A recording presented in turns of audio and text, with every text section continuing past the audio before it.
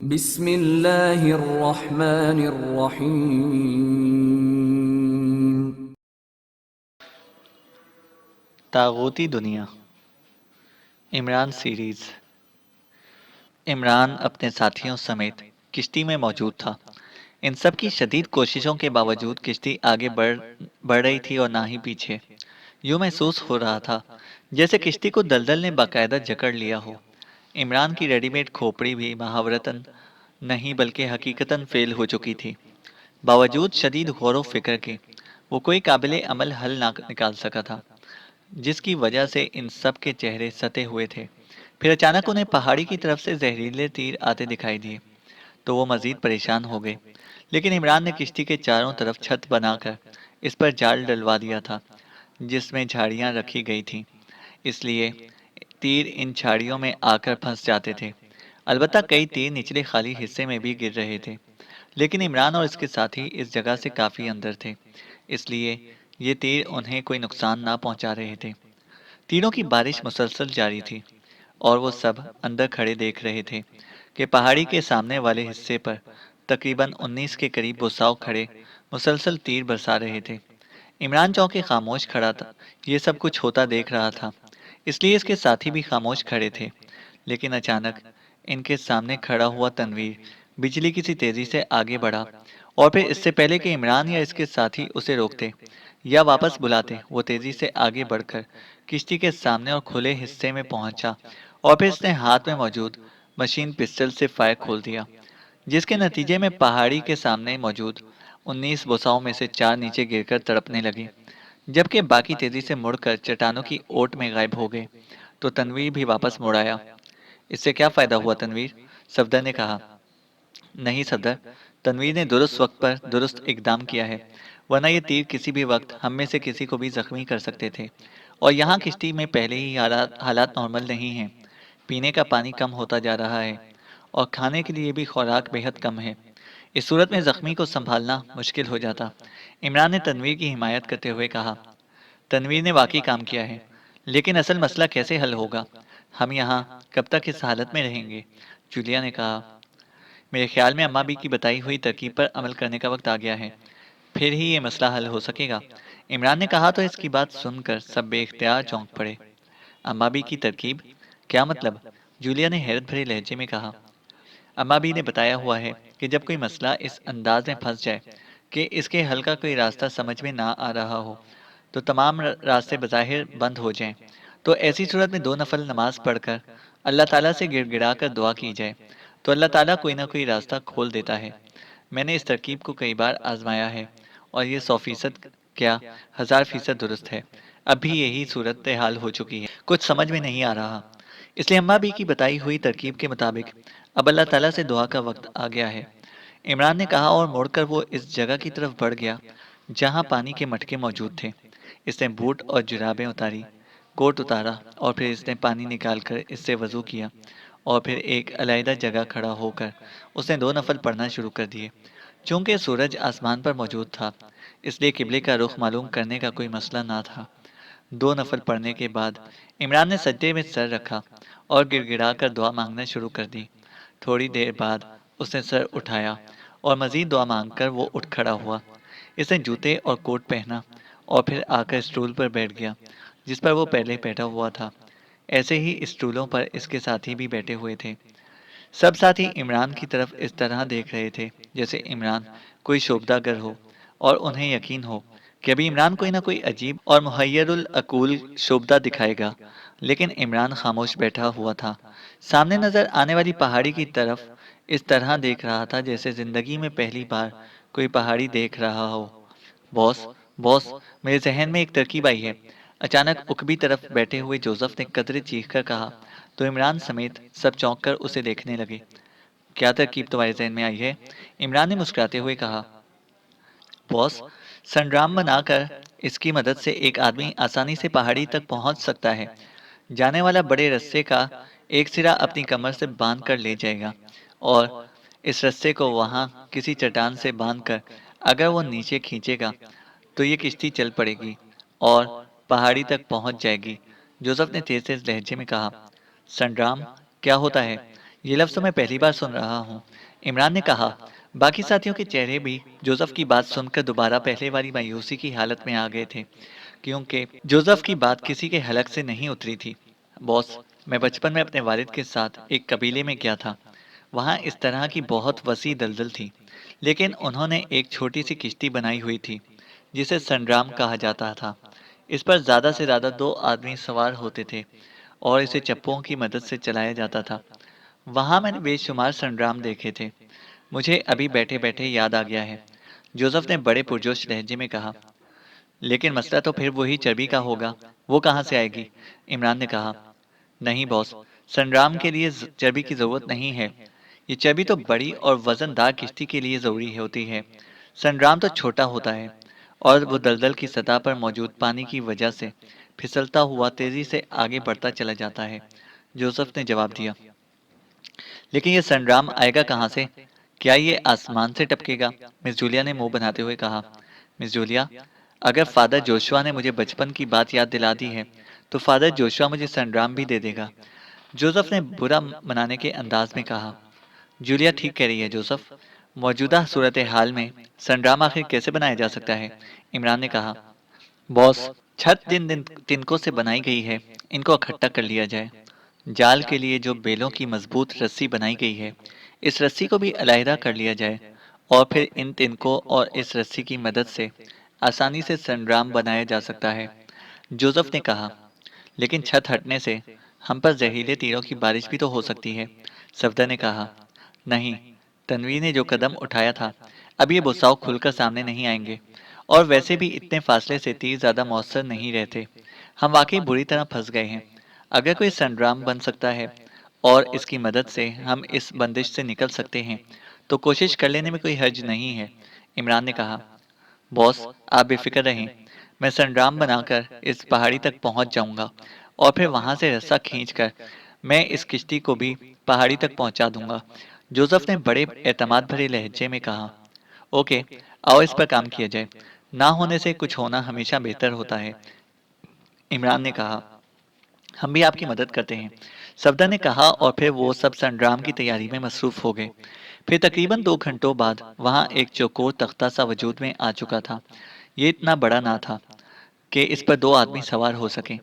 अलबत्ता एक आदमी आसानी से इस पर बैठकर चप्पू चला सकता था। अब रस्सा मेरी कमर से बांध दो और मुझे इस पर जाने की इजाजत दो बॉस, जोसेफ ने मुसर्रत भरे लहजे में कहा। सुनो, रस्से की मदद से तुम इतनी दूर से इतनी बड़ी और वजनी किश्ती को ना घसीट सकोगे, इसलिए मेरे जहन में एक और तरकीब आई है। इमरान ने कहा। बुसाओ के सरदार लोगम्बा ने बताया था कि डॉक्टर क्रिस्टाइन 20 बुसाओ समेत खुसूसी किश्ती पर बैठकर पहाड़ी पर गया है। वो किश्ती उन्होंने पहाड़ी के दूसरी तरफ छुपाई हुई है। अगर तुम वो किश्ती वापस ले आओ, तो हम आसानी से पहाड़ी तक पहुंच जाएंगे। इमरान ने कहा। लेकिन इमरान साहब, इतनी बड़ी किश्ती को अकेला जोसेफ कैसे चलाएगा? सफदर ने कहा। हाँ, ये मसला तो है। ठीक है, फिर ऐसा है कि रस्से के एक सिरे को इस संग्राम से बांध देते हैं। तुम पहाड़ी पर पहुंचकर उतर जाना। हम इस रस्से की मदद से संग्राम को वापस खींच लेंगे और फिर एक एक करके पहाड़ी तक पहुंच जाएंगे। और सुनो, वहां बुसाव मौजूद होंगे। इनसे तुमने ना सिर्फ बचना है, बल्कि इनका खात्मा भी कर देना है, ताकि हम वहां इत्मीनान से डॉक्टर क्रिस्टाइन तक पहुंच सकें। इमरान ने कहा। इमरान साहब, अगर इस प्लानिंग पर अमल करना है, तो फिर चप्पू को फिक्स करने के लिए इसे रस्सी में से बांधना होगा, वरना किश्ती के वापस आने के दौरान चप्पू दलदल में गिर जाएगा। सफदर ने कहा। हाँ, जोसेफ उतरने से पहले इसे इस तरह बांध देगा कि गिर ना सके। इमरान ने कहा। और फिर तवील रस्सी का एक सिरा संड्राम के साथ इस अंदाज में बांध दिया गया कि इसे आसानी से वापस खींचा जा सके। ये रस्सी इमरान ने बैलों की मदद से बनवाकर इमरजेंसी की सूरत में इस्तेमाल के लिए पहले से किश्ती में रखी हुई थी। वरना वरना इन हालात में रस्सी कहाँ से आ सकती थी? थोड़ी देर बाद संग्राम को घसीटकर दलदल में उतार दिया गया और जोसेफ चप्पू लिए इस पर बैठ गया। पहले तो संग्राम ने हचकूले खाए। यूं लगता था कि जैसे ये उलट जाएगा और जोसेफ दलदल का शिकार हो जाएगा। लेकिन फिर जोसेफ ने ना सिर्फ अपने आप को संभाल लिया, बल्कि इसने संग्राम को भी मतवाजन कर लिया, और वो संग्राम के दरमियान एक खास अंदाज में बैठा हुआ था, ताकि संग्राम पर यकसा वजन बराबर पड़े। और इसके साथ ही इसने चप्पू चलाया तो संग्राम खासी तेजी से आगे बढ़ा और संग्राम को बगैर चर्बी के इस अंदाज में दलदल की सतह पर आगे बढ़ते देखकर इमरान और उसके साथियों के चेहरे बेख्तियार खिल उठे। तनवीर, तुमने बुसाओं पर फायरिंग का आगाज किया था। अब तुमने ही होशियार रहना है। हो सकता है कि वो लोग जोसेफ पर तीर अंदाजी करें, तो तुमने फायरिंग करनी है। इसी से वो खौफजदा हो जाएंगे। इमरान ने कहा, तुम फिक्र ना करो, मैं पहले ही चौकन्ना हूँ। तनवीर ने जवाब दिया तो सब बेख्तियार मुस्कुरा दिए। संग्राम तेजी से आगे बढ़ता जा रहा था, जबकि इमरान साथ साथ रस्सी को खोलता जा रहा था और दिल ही दिल में दुआएं भी कर रहा था कि ये तरकीब बगैर किसी नुकसान के पूरी हो जाए। और फिर वाकई इस वक्त सबके चेहरे गुलाब के फूलों की तरह खिल उठे जब जोसेफ सही सलामत पहाड़ी पर पहुंच जाने में कामयाब हो गया। इसने संग्राम को छोड़ दिया तो इमरान ने रस्सी को वापस खींचना शुरू कर दिया और फिर थोड़ी देर बाद संग्राम वापस किश्ती तक पहुंच गया। क्या हमने इस संग्राम के जरिए ही वहां जाना है या वहां से किश्ती ले आनी है? जूलिया ने कहा, नहीं, हमने इस संग्राम में ही सफर करना है। इस किश्ती को वापसी के वक्त इस्तेमाल किया जाएगा। इमरान ने जवाब दिया। तो फिर ठीक है, फिर हमें बारी बारी जाना होगा। जूलिया ने कहा, मैं सबसे आखिर में जाऊंगा। तुम पहले जाओ जूलिया। इमरान ने कहा तो जूलिया आगे बढ़ी और चंद लम्हों बाद वो भी संग्राम पर एडजस्ट हो गई और संग्राम तेजी से आगे बढ़ने लगा। इमरान साहब, अम्मा भी की बताई हुई तरकीब वाकई बेहद कामयाब हुई है।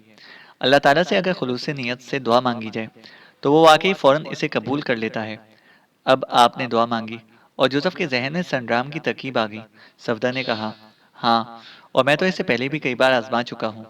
अल्लाह ताला वाकई बेहद रहीम व करीम है। वो खुद कहता है कि वो इस तराब से भरे दिल की दुआ फौरन कबूल कर लेता है और इस तराब इस वक्त दिल में पैदा होता है जब बज़ाहिर दुनिया के तमाम रास्ते बंद नजर आने लगते हैं। इमरान ने जवाब दिया तो सफदर ने इस बात में सर हिला दिया। जूलिया के बाद तनवीर, इसके बाद कैप्टन शकील और इसके बाद सफदर भी संग्राम के जरिए पहाड़ी पर पहुंच गया। तो आखिर में इमरान की बारी आई। इसने रस्सी का सिरा किश्ती के एक सतून से बांधा और संग्राम में बैठकर चप्पू चलाता हुआ पहाड़ी की तरफ बढ़ता चला गया। डॉक्टर क्रिस्टाइन दोनों हाथों से सर पकड़े बड़ी मायूसी के आलम में बैठा हुआ था। वो देख चुका था कि एक चौकोर तर्ज की छोटी सी किश्ती के जरिए इमरान और उसके साथी पहाड़ी पर पहुंच चुके थे। इसके जरिए इस तरह जिस किश्ती के रुकने की वजह से वो ये उम्मीद लगाए बैठा था कि इमरान और उसके साथी इस किश्ती में ही भूख और प्यास से तड़प तड़प कर हलाक हो जाएंगे, ये सारी उम्मीदें ख़त्म हो गई थीं। इमरान और उसके साथियों ने न जाने कहां से ये छोटी किश्ती हासिल कर ली और फिर इत्मीनान से वो सब दलदल को क्रॉस करके पहाड़ी पर पहुंच जाने में कामयाब हो गए, जबकि उसे ये भी मालूम था कि पहाड़ी पर मौजूद बोसाओं की भेंट वो जैगो को दे चुका था। इस तरह अब पहाड़ी पर कोई बोसाव मौजूद ना था। दूसरे लफ्जों में डॉक्टर क्रिस्टाइन अब इस कमरे में अकेला रह गया था। गो उसे मालूम था कि यहाँ हर तरफ से कमरा बंद है, लेकिन अब इसके दिल में इमरान और उसके साथियों के सिलसिले में खौफ सा पैदा हो गया था।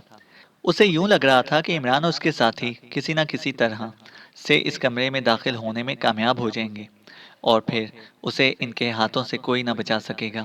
इसलिए वो दोनों हाथों से सर पकड़े इंतहाई मायूसी के आलम में बैठा हुआ था कि इसके कानों में एक हल्की सी आवाज पड़ी, आका, मैं मोश हूँ और मुझे शैतान ने आपके पास भेजा है।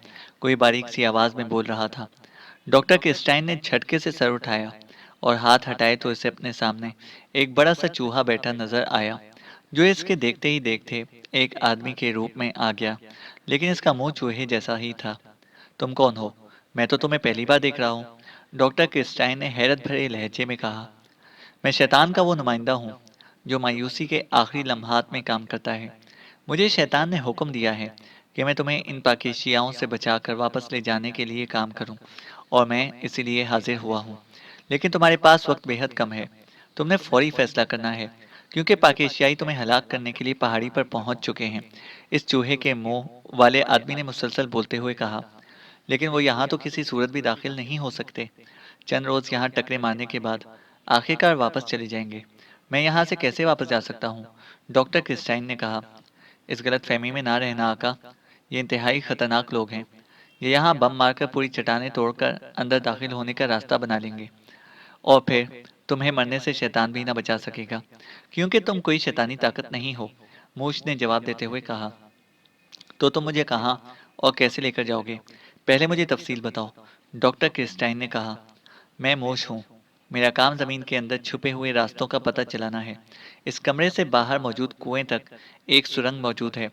तुम इस सुरंग के जरिए खामोशी से इस कुएं तक पहुंच जाओगे। कुएं के अंदर बाकायदा सीढ़ियां बनी हुई हैं। ऊपर मजबूत तरीन जड़ों वाली झाड़ियां मौजूद हैं, जिन्हें तेज तलवार भी नहीं काट सकती। इसलिए ये कुआं भी छुपा हुआ है। इसके ऊपर से हाथी भी गुजर जाए, तब भी ये झाड़ियां इसे नीचे गिरने नहीं देंगी, और गुजरने वाले को यूं महसूस होगा जैसे वो सख्त जमीन पर चल रहा हो। लेकिन मैं मूश हूँ। मेरे दांत इस कदर तेज हैं कि मैं आसानी से इन झाड़ियों की जड़ों को काट कर तुम्हारे लिए बाहर निकलने का रास्ता बना दूंगा। ये कुआं इस जगह मौजूद है, जहां तुम्हारी खसूसी किश्ती करीब ही मौजूद है। तुम इस किश्ती पर सवार हो जाना और फिर इस किश्ती के जरिए वापस पहुंच जाना। इस तरह तुम इनके हाथों से बच जाओगे। और हाँ, शैतान ने पैगाम दिया है कि तुम यहाँ से निकलकर काले पहाड़ के काले गार में पहुंचो। वहां 3 रोज तक शैतान का मखसूस मंत्र पढ़ते रहो, और 3 रोज के बाद तुम अपनी रूह को शैतान के हवाले करके खुद मुकम्मल तौर पर महफूज हो जाओ। शैतान तुम्हारी रूह और तुम्हारे जिस्म की खुद हिफाजत करे, और तुम्हें इंसान तो क्या, जानवर भी नुकसान ना पहुंचा सकेगा। मूस ने तफसील से बात करते हुए कहा। लेकिन मैं अकेला तो ये किश्ती नहीं चला सकता। यहाँ मौजूद बोसाओ तो सब हलाक हो चुके हैं। मैं तो उल्टा यहाँ से निकलकर इनके सामने आ जाऊंगा। और जहाँ तक शैतान की तरफ से हिफाजत का ताल्लुक है, तो मैंने तो कई बार दरख्वास्त की है कि मैं अपनी रूह इसके हवाले करने के लिए तैयार हूँ। लेकिन शैतान ने हर बार ये कहकर मेरी दरख्वास्त मुस्तरद कर दी कि जब ज़रूरत होगी ऐसा कर लिया जाएगा। डॉक्टर किस्टाइन ने कहा। इस वक्त वाकई इसकी ज़रूरत ना थी आका, क्योंकि तागूती दुनिया के सरबराह बनकर तुम पूरी दुनिया में मकरो फ़रेब के जाल फैलाकर लोगों को गुमराह कर रहे थे। इस वक्त ये पाकिस्तानी तुम्हारे खिलाफ नहीं थे, लेकिन अब इसका मौका आ गया है। अब तुम्हारी हिफाजत ज़रूरी है। अगर तुम शैतान की मर्जी के मुताबिक काम ना कर रहे होते, तो शैतान को तुम्हारी हलाकत पर कोई अफसोस ना होता। वो किसी और इंसान को तुम्हारी जगह दे देता। लेकिन शैतान तागूती दुनिया के फैलाव में तुम्हारी कारकर्दगी से बेहद खुश है। इसलिए इसने तुम्हें इन पाकेशियाओं से बचाने के लिए मुझे खुसूसी तौर पर यहाँ भेजा है। मूश ने कहा। ठीक है, अब बात मेरी समझ में आ गई है। लेकिन किश्ती को मैं अकेला नहीं चला सकूंगा, इसका क्या होगा? डॉक्टर क्रिस्टाइन ने कहा। डॉक्टर क्रिस्टाइन, तुम बेशुमार तागूती ताकतों के सरबराह हो। ये ठीक है कि ये ताकतें किसी इंसान को हलाक नहीं कर सकती, इन्हें सिर्फ गुमराह करने का काम कर सकती हैं। लेकिन ये ताकतें मिलकर तुम्हारी किश्ती को दलदल के दूसरे किनारे पर आसानी से पहुंचा सकती हैं। तुम्हें सिर्फ इन्हें हुक्म देना होगा। बल्कि मेरा मशवरा है कि तुम किश्ती में पहुंचकर अपनी ताकत गवामी को बुलाकर हुक्म दे देना। वो अकेली ही इस किश्ती को ले जा सकती है। मूस ने कहा। हाँ, गवामी ऐसा कर सकती है, क्योंकि वो तागूत और काली का मजमुआ है। लेकिन वो भेंट मांगेगी, और यहाँ इस वक्त मेरे पास इसके लिए कोई भेंट नहीं है। डॉक्टर क्रिस्टाइन ने कहा। आका, तुम फिक्रमंद मत हो। मैं तुम्हारे साथ रहूंगा। गवामी को मैं समझा दूंगा। वो ऐसी भेंट तलब नहीं करेगी जो तुम्हारे लिए मुश्किल का बायस हो। तुम बस चलने की बात करो। वक्त लम्हा ब लम्हा तुम्हारे खिलाफ जा रहा है। मूस ने कहा। ठीक है, अब मेरी पूरी तसल्ली हो गई है। चलो, मैं चलता हूँ। डॉक्टर क्रिस्टाइन ने उठते हुए कहा तो मूस मुड़ा, और फिर बाएं हाथ पर मौजूद दीवार की तरफ बढ़ गया। इसने दीवार की बुनियाद के करीब जाकर अपने दोनों हाथ जमीन पर रखकर 2 बार दोनों हाथों से जमीन को थपकी दी। तो यकलख धमाका सा हुआ, और इसके साथ ही जमीन का काफी बड़ा हिस्सा गायब हो गया। अब वहां से नीचे जाती सुरंग नजर आने लग गई थी। आओ आका, मेरे पीछे पीछे आ जाओ। मूस ने कहा और सुरंग में उतर गया। इसके पीछे डॉक्टर किस्टाइन नीचे उतरा। सुरंग कुदरती थी और खासी तवील थी। मूस के पीछे चलते चलते डॉक्टर क्रिस्टाइन आगे बढ़ता चला गया। बंद सुरंग में खासी घुटन थी, लेकिन इस कदर भी ना थी कि डॉक्टर क्रिस्टाइन को सांस लेने में तकलीफ होती। इस सुरंग में कहीं कहीं बहरहाल ताज़ा हवा पहुंच रही थी। काफी दूर तक चलने के बाद सुरंग खत्म हो गई, तो मूस ने सामने मौजूद चट्टान पर अपने दोनों हाथ रखे, तो एक धमाका हुआ और इस चट्टान का काफी सारा हिस्सा गायब हो गया। इसके साथ ही मूस आगे बढ़ा। इसके पीछे डॉक्टर क्रिस्टाइन था। ये एक कुआं था जो चट्टानों से बना हुआ था, और साफ दिखाई दे रहा था कि इसे इंसानी हाथों ने बनाया है। कुआं ज्यादा गहरा ना था। कुएं में ताजा हवा का फुकदान था और हर तरफ सीलन मौजूद थी। एक तरफ सीढ़ियां थीं जो ऊपर तक चली गई थीं। कुएं की छत बंद थी और जर्द रंग की जड़ें कुएं के मुंह पर फैली हुई थीं और इन जड़ों की वजह से ही कुएं का दहाना बंद था। जल्दी करो, यहाँ से निकलो, मेरा दम घुट रहा है, डॉक्टर क्रिस्टाइन ने कहा। अभी लो, मूस ने कहा और फिर वो वहीं जमीन पर लोटपोट होने लगा। चंद लम्हों बाद वहां एक बड़े कद का पहाड़ी चूहा मौजूद था। ये चूहा बिजली की सी तेजी से सीढ़ियां चढ़ता हुआ ऊपर पहुंच गया और फिर इसने जड़ों को अपने दांतों से काटना शुरू कर दिया। चंद लम्हों बाद वो जड़ों के अंदर गायब हो गया। डॉक्टर क्रिस्टाइन अब लंबे लंबे सांस ले रहा था क्योंकि घुटन मजीद बढ़ती बढ़ती चली गई थी। इसे यूं महसूस हो रहा था जैसे वो किसी भी लम्हे बेहोश होकर गिर जाएगा। लेकिन फिर अचानक सीढ़ियों के करीब से झाड़ियों का एक बड़ा हिस्सा नीचे गिरा और इसके साथ ही ताज़ा हवा का झोंका सा अंदर आया और डॉक्टर क्रिस्टाइन ने बेख्तियार लंबे लंबे सांस लेने शुरू कर दिए। आ जाओ आका, मैंने रास्ता खोल दिया है, ऊपर से मोश की इंसानी आवाज़ सुनाई दी। वो शायद जड़ें काटने के बाद दोबारा इंसानी शक्ल इख्तियार कर चुका था। डॉक्टर क्रिस्टाइन तेजी से सीढ़ियों की तरफ लपका और फिर वो एहतियात से सीढ़ियां चढ़ता हुआ ऊपर पहुंच गया। वहां बाहर मूश इंसानी रूप में मौजूद था। डॉक्टर क्रिस्टाइन भी ऊपर पहुंच गया। यहाँ हर तरफ पहाड़ी चट्टानें थीं। वो लोग कहाँ हैं? मुझे देखना पड़ेगा, डॉक्टर क्रिस्टाइन ने कहा। वो अपने आखिरी आदमी का इंतजार कर रहे हैं जो इस वक्त झाड़ियों की बनी हुई किश्ती पर सवार है। इसके आने के बाद वो हरकत में आएंगे। तुम अपनी किश्ती के पास चलो ताकि जब तक उन्हें कुछ मालूम हो तुम किश्ती लेकर यहाँ से फासले पर पहुंच सको, मूस ने कहा और एक तरफ को बढ़ गया। डॉक्टर क्रिस्टाइन भी इसके पीछे था। वो दोनों ऊंची नीची चट्टानें फलंगते हुए आगे बढ़ते चले जा रहे थे। दलदल इस पहाड़ी के चारों तरफ मौजूद थी, इसलिए वो जिधर भी जाते बहरहाल दलदल तक ही पहुंचते और फिर एक पहाड़ी चट्टान से उतरते ही वो दलदल के किनारे पर पहुंच गए। अब पहाड़ी इनकी पुश्त पर थी जबकि पाकेशियाई पहाड़ी की दूसरी तरफ थे। मखसूस अंदाज की किश्ती चट्टान के करीब ही मौजूद थी जो खाली थी। मूश और डॉक्टर क्रिस्टाइन इस कश्ती में दाखिल हो गए। अब गवामी को बुलाओ आका, जल्दी करो ताकि कश्ती के हरकत में आते ही मैं वापस जाकर शैतान को बता सकूं कि मैंने इसकी मर्जी के मुताबिक काम कर दिया है, मूश ने कहा।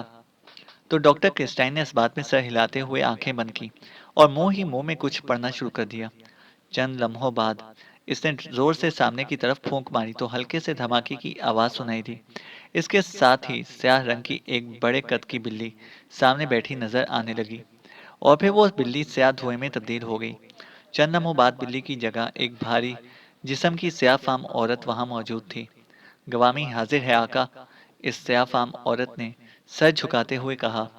गवामी, मैं इस किश्ती पर बुसाओ कबीले वाली दलदल के किनारे पहुंचना चाहता हूँ, लेकिन मेरे पास इस किश्ती को चलाने के लिए आदमी नहीं है और ये काम फौरी होना चाहिए, वरना मेरी जिंदगी खतरे में पड़ जाएगी। तुम अपनी ताकत से इसे चलाओ और मुझे किनारे तक पहुंचाओ, ये मेरा हुक्म है, डॉक्टर क्रिस्टाइन ने तेज तेज लहजे में कहा। मैं हाजिर हूँ आका, मुझ में इतनी ताकत है कि मैं इस किश्ती को पार पहुंचा दूंगी। लेकिन आका, मेरे अंदर तागूती ताकत के साथ साथ काली ताकत भी मौजूद है, इसलिए आपको मुझे हरकत में लाने के लिए भेंट देना होगी, गवामी ने जवाब देते हुए कहा। बोलो, क्या भेंट चाहिए, लेकिन ये सोच कर बताना कि यहाँ इस वक्त मेरे साथ कोई नहीं है, डॉक्टर क्रिस्टाइन ने कहा। पहले मेरी बात सुनो गवामी, तुम मुझे जानती हो, मैं शैतान की खास ताकत हूँ और बड़े आका के हुक्म पर मैं यहाँ आया हूँ, मूस ने गवामी से मुखातिब होकर कहा। हाँ बोलो, क्या चाहते हो तुम, गवामी ने कहा। तुम जो भेंट चाहो वो तुम्हें मिल जाएगी, लेकिन यहाँ नहीं, दूसरे किनारे पर पहुंचने के बाद, और मैं बड़े आका से तुम्हारी तारीफ करूंगा, मूस ने कहा। ठीक है, मुझे मंजूर है, मुझे बोसाओ कबीले की 4 औरतों की भेंट चाहिए, गवामी ने कहा। मुझे मंजूर है, डॉक्टर क्रिस्टाइन ने फौरन ही गवामी की बात मंजूर करते हुए कहा। अब मुझे इजाजत आगा, मूस ने कहा। हाँ, अब तुम जा सकते हो, तुम्हारा शुक्रिया, डॉक्टर क्रिस्टाइन ने कहा। जैसे मैंने बताया था वैसे ही करना आका। काले पहाड़ के काले गार में 3 रोज शैतान का खुसूसी मंत्र पढ़ना है और अपनी रूह शैतान के हवाले कर देनी है ताकि तुम्हारी हिफाजत शैतान के जिम्मे हो जाए, मूस ने कहा। हाँ मुझे याद है, मैं ऐसा ही करूंगा, डॉक्टर क्रिस्टाइन ने कहा। मैं जा रहा हूँ आका, मूस ने कहा और इसके साथ ही वो गायब हो गया। मैं किश्ती के ऊपर जा रही हूँ ताकि इसे चला सकूं आका, गवामी ने कहा और दूसरे लम्हे वो स्याह रंग की बिल्ली नजर आने लगी। इसके साथ ही वो दौड़ती हुई किश्ती के एक सतून पर चढ़ती हुई ऊपर छत पर पहुंच गई और डॉक्टर क्रिस्टाइन की नजरों से ओझल हो गई। और फिर चंद लम्हों बाद किश्ती खुद ब खुद हरकत में आ गई और आहिस्ता आहिस्ता दलदल के किनारे से हटकर आगे जाने लगी। तो डॉक्टर क्रिस्टाइन के चेहरे पर इत्मीनान और सकून के तासुरात उभर आए, क्योंकि वो इन पाकिस्तानियों के हमले के खतरे से बच गया था। चैनल को सब्सक्राइब करें और बेल आइकन को प्रेस करें ताकि हमारी हर अपडेट आपको बर वक्त मिल सके।